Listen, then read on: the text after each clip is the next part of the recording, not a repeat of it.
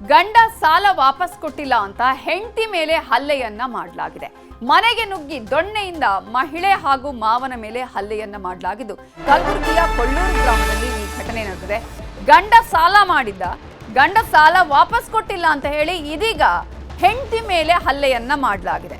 ಮನೆಗೆ ನುಗ್ಗಿ ದೊಣ್ಣೆಯಿಂದ ಮಹಿಳೆ ಹಾಗೂ ಮಾವನ ಮೇಲೆ ಹಲ್ಲೆ ಮಾಡಿದ್ದು ಕಲಬುರಗಿಯ ಕೊಳ್ಳೂರ ಗ್ರಾಮದಲ್ಲಿ ಘಟನೆ ನಡೆದಿದೆ.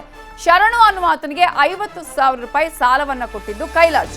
ಸಾಲ ವಾಪಸ್ ಕೊಡ್ಲಿಲ್ಲ ಅಂತ ಹೇಳಿ ಮನೆ ಬರೆದು ಕೊಡಿ ಅಂತ ಹೇಳಿ ಕೈಲಾಶ್ ಕೇಳ್ತಾನೆ. ಇದೇ ಕಾರಣಕ್ಕಾಗಿ ಶರಣು ಪತ್ನಿಯ ಜೊತೆ ಗಲಾಟೆ ಮಾಡಿ ರಂಪಾಟವನ್ನೇ ಮಾಡಿದ್ದಾನೆ. 10 ವರ್ಷಗಳ ಹಿಂದೆ 50,000 ರೂಪಾಯಿ ಸಾಲ ಕೊಟ್ಟಿದ್ದ ಕೈಲಾಶ್ ಶರಣುಗೆ.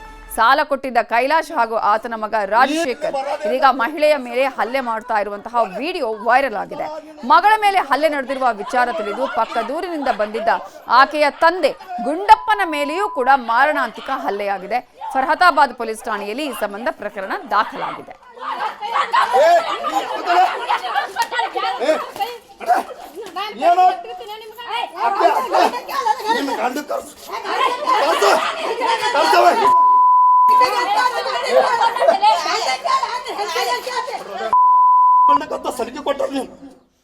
ಗಂಡ ಸಾಲ ವಾಪಸ್ ಕೊಟ್ಟಿಲ್ಲ ಅಂತ ಹೆಂಡತಿ ಮೇಲೆ ಹಲ್ಲೆಯನ್ನ ಮಾಡಲಾಗಿದೆ. ಮನೆಗೆ ನುಗ್ಗಿ ದೊಣ್ಣೆಯಿಂದ ಮಹಿಳೆ ಹಾಗೂ ಮಾವನ ಮೇಲೆ ಹಲ್ಲೆಯನ್ನ ಮಾಡಲಾಗಿದ್ದು ಕಲಬುರಗಿಯ ಕೊಳ್ಳೂರು ಗ್ರಾಮದಲ್ಲಿ ಈ ಘಟನೆ ನಡೆದಿದೆ. ಗಂಡ ಸಾಲ ವಾಪಸ್ ಕೊಟ್ಟಿಲ್ಲ ಅಂತ ಹೇಳಿ ಇದೀಗ ಹೆಂಡತಿ ಮೇಲೆ ಹಲ್ಲೆಯನ್ನ ಮಾಡಲಾಗಿದೆ. ಮನೆಗೆ ನುಗ್ಗಿ ದೊಣ್ಣೆಯಿಂದ ಮಹಿಳೆ ಹಾಗೂ ಮಾವನ ಮೇಲೆ ಹಲ್ಲೆ ಮಾಡಿದ್ದು ಕಲಬುರಗಿಯ ಕೊಳ್ಳೂರ ಗ್ರಾಮದಲ್ಲಿ ಘಟನೆ ನಡೆದಿದೆ. ಶರಣು ಅನ್ನುವ ಆತನಿಗೆ 50,000 ರೂಪಾಯಿ ಸಾಲವನ್ನ ಕೊಟ್ಟಿದ್ದು ಕೈಲಾಶ್. ಸಾಲ ವಾಪಸ್ ಕೊಡ್ಲಿಲ್ಲ ಅಂತ ಹೇಳಿ ಮನೆ ಬರೆದು ಕೊಡಿ ಅಂತ ಹೇಳಿ ಕೈಲಾಶ್ ಕೇಳ್ತಾನೆ.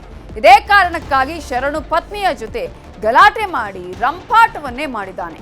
10 ವರ್ಷಗಳ ಹಿಂದೆ 50,000 ರೂಪಾಯಿ ಸಾಲ ಕೊಟ್ಟಿದ್ದ ಕೈಲಾಶ್ ಶರಣುಗೆ.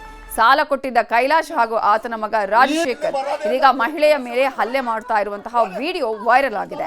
ಮಗಳ ಮೇಲೆ ಹಲ್ಲೆ ನಡೆದಿರುವ ವಿಚಾರ ತಿಳಿದು ಪಕ್ಕದೂರಿನಿಂದ ಬಂದಿದ್ದ ಆಕೆಯ ತಂದೆ ಗುಂಡಪ್ಪನ ಮೇಲೆಯೂ ಕೂಡ ಮಾರಣಾಂತಿಕ ಹಲ್ಲೆಯಾಗಿದೆ. ಫರ್ಹತಾಬಾದ್ ಪೊಲೀಸ್ ಠಾಣೆಯಲ್ಲಿ ಈ ಸಂಬಂಧ ಪ್ರಕರಣ ದಾಖಲಾಗಿದೆ.